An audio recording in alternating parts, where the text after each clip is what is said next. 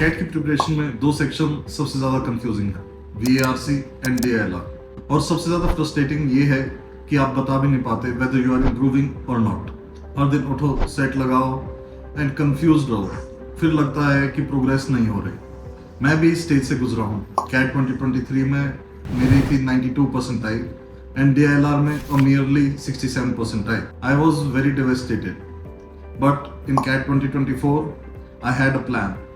I scored 99.94 percentile in DILR and 99.84 percentile overall. So इस video में मैं आपके साथ शेयर करूंगा what study plan I had, what strategies I have, जो मैंने अपने ऊपर implement करी। ना कोई कोचिंग का शॉर्टकट, ना कोई अनरियलिस्टिक स्टडी प्लान, सिर्फ एक रियल अप्रोच जो काम करता है। So let's begin. देखो, QA में हम टॉपिक वाइज पढ़ सकते हैं, like first arithmetic, algebra, geometry, लेकिन VARC और DILR तो बिल्कुल अलग दुनिया के सब्जेक्ट्स लगते हैं। VARC में तो कोई फिक्स सिलेबस भी नहीं है एंड DILR में हर सेट एक नया पजल होता है जिसमें रूल्स भी नए, लॉजिक भी नया। मैं मेरी स्टोरी बताता हूँ। Like when I started seriously prepping for CAT, शुरू में मेरे को लगता था बस RC सेट दे जाओ, करते जाओ एंड यू विल इम्प्रूव। हुआ क्या? No, nothing. I repeated the same mistakes that I had. और DILR में तो हर नया set was even more confusing the previous one. Let me give you an example. एक RC था फिलॉसफी पे और मुझे लगा मैं सही कर रहा हूँ, I was answering all the questions, पर जब एनालिसिस किया तो समझ आया मैं तो ऑथर की टोन भी नहीं समझ पाया था। It was meaning something totally different. Same goes for DILR। एक सेट था टाइम टेबल पर, I took almost 15 minutes to solve it but still couldn't solve it. After that I realise कि ये तो मुश्किल भी नहीं था, it was just a data dense set. तो प्रॉब्लम ये नहीं कि कंटेंट टफ है, पर प्रॉब्लम है हमारे सोचने का तरीका अलग है। फॉर एग्जांपल, VARC बस इंग्लिश का टेस्ट नहीं है, it is a comprehension plus an interpretation test and DILR is just not a logic test, it is a test of selection and rejection of the sets. मुझे समझने में एक cat attempt लग गया, तब जाकर रियलाइज हुआ प्रोग्रेस दिखती नहीं, फील होती है। प्रोग्रेस स्कोर में नहीं, आपके थॉट प्रोसेस में होता है। और ये रियलाइजेशन ही मेरी प्रेप का टर्निंग पॉइंट बना। आप भी अगर कंफ्यूज हो तो घबराने की कोई बात नहीं। Each and every aspirant do get confuse time and again. मेरा VARC का अप्रोच, सोचने का तरीका बदला। मैं VARC के सेक्शन को पहले हमेशा नर्वस होता था। इंग्लिश मीडियम में था बट कॉम्प्रिहेंशन रीडिंग बहुत स्लो थी। ऑप्शन पढ़ता था तो हर एक ऑप्शन बिल्कुल सेम लगता था। Each option I would find की इज राइट। कॉन्फिडेंस नहीं था, तो मुझे समझना पड़ा VARC को कंटेंट की तरह नहीं, एक स्किल की तरह ट्रीट करना पड़ता है। मैंने अपनी रीडिंग हैबिट्स बढ़ाई, रोज टारगेट फिक्स करा, एक article per day. I had the sources from the Aeon essays, the Hindu and all other news articles.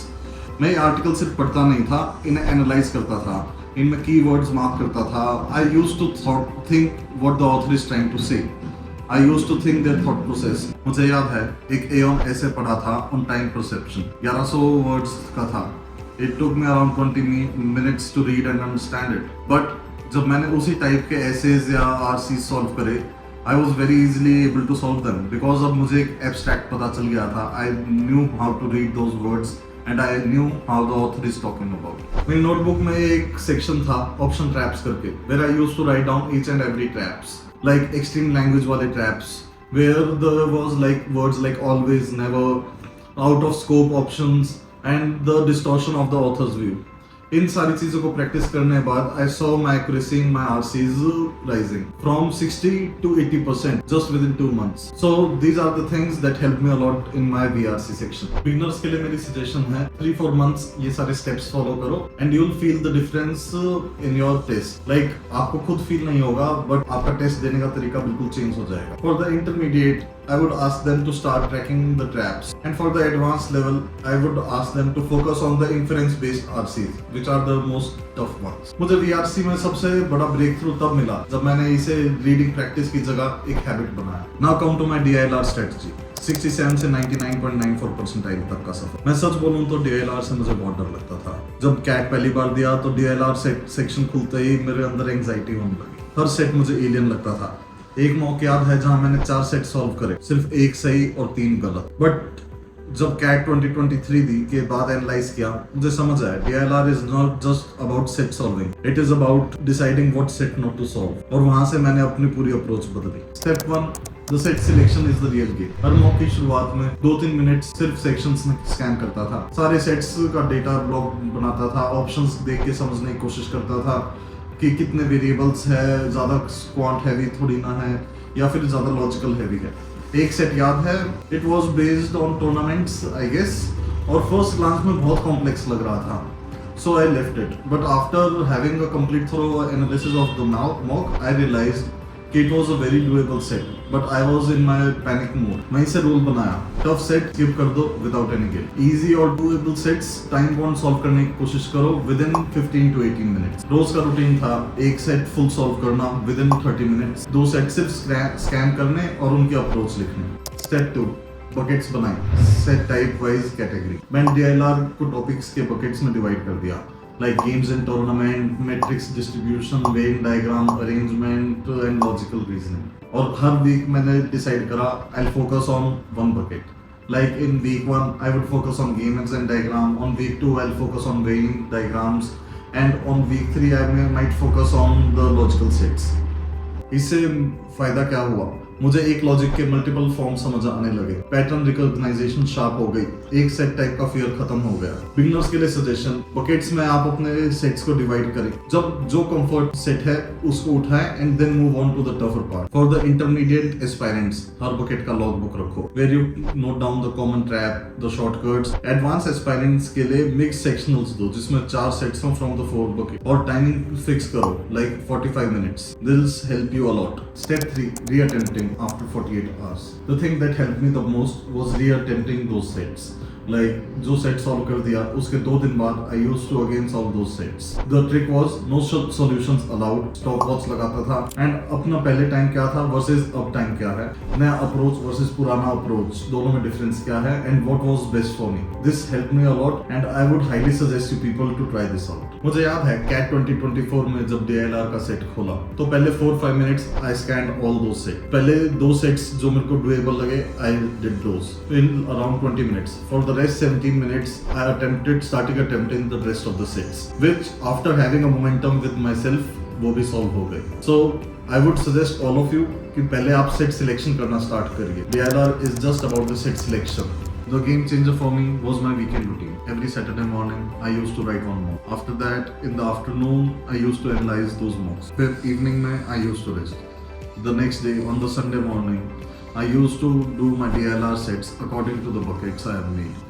And in the afternoon I again used to do my VRC sets and write down the notes in my notebook and again take the rest day off. So this helped me a lot in building up my strategy and acing the CAT exam. So I had a golden rule, daily 0 नहीं करना. I have to do something. Even अगर office जा रहा हूँ, थका हूँ, anything. Daily एक RC और एक DLR सेट तो करना ही करना. और जिस दिन मन नहीं हो रहा, जिस दिन डाउन फील हो रहा है, I used to flip my notebook and thought on it. क्या मेरी सोच स्ट्रक्चर्ड है? क्या मैं कल से बेटर हूँ या नहीं? इस रूटीन ने मेरी कंसिस्टेंसी बिल्ड और CAT के फाइनल वीक्स में मुझे पैनिक होने से बचाया। मुझे लगता है CAT का सबसे अंडररेटेड स्किल है predictable routine with flexible mindset. और अगर आप वर्किंग एस्पायरेंट हो तो ये रूटीन टेलर करो अपनी लाइफ के लिए, लेकिन एक ब्लॉक फिक्स रखो जहाँ पे आप अपनी प्रेप के लिए अपने आप से कनेक्टेड रहो। That's all that matter. मॉक्स का असली यूज कैसे करना, VRC एंड DLR के लिए अलग अलग style, let's discuss on that. Mock test देना इज लाइक टेस्ट ड्राइव लेना बिफोर द फाइनल रेस। लेकिन अगर आप मॉक के बाद सिर्फ स्कोर देख के खुश या सैड हो जाते हो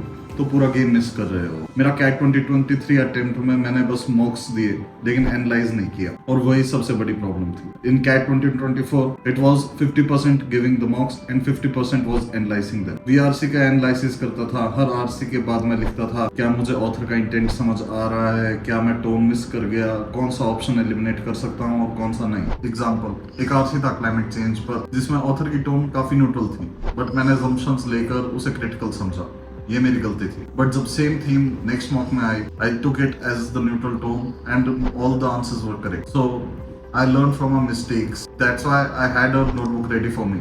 मैंने कहाँ पे किस टोन को मिस करा, कहाँ पे क्या मैंने एरर्स लगाए, which helped me a lot in my journey. Now come to the DLR analysis. Mock के बाद मैं हर DLR के सेट को 3 पार्ट्स में तोड़ता था। What was my approach to the set type कैसा था, और क्या पैनिक हुआ, कितना टाइम लगा, everything and all. After realizing all these steps, मेरे को पता चलता था what are my strengths and what are my weaknesses. उसके अकॉर्डिंग मैं अपने नेक्स्ट सेट्स या फिर अपनी नेक्स्ट स्ट्रेटजी बनाता। This might also help you a lot in your future. तो अगर आप भी मेरी तरह कंफ्यूज हो कि VRC और DLR कैसे इंप्रूव करना है, तो आप भी ये सिंपल स्टेप्स फॉलो करो। रोज एक RC पढ़ो, रोज एक DLR सेट अटेम्प्ट करो या फिर उसे स्कैन करो, और हर वीकडे वीकेंड में आप उन सारी मिस्टेक्स के गो थ्रू करो जो आपने उन सेट्स के अंदर करी। टू हैव अ रिवीजन, ज्यादा मटेरियल, ज्यादा स्टडी आवर्स, ये सब नहीं चाहिए तो तुम्हारी एक सेल्फ रिफ्लेक्शन अप्रोच। अगर आप सबको ये वीडियो अच्छा लगा तो कमेंट करके बताइए कि आपकी कैट में क्या सबसे बड़ी स्ट्रगल रही है। If you like my content, please do like this video, share it with your friends and subscribe the channel. Also, in the description box down below, I'll be providing my LinkedIn and Instagram link. Also, do follow me there. Thank you and stay connected.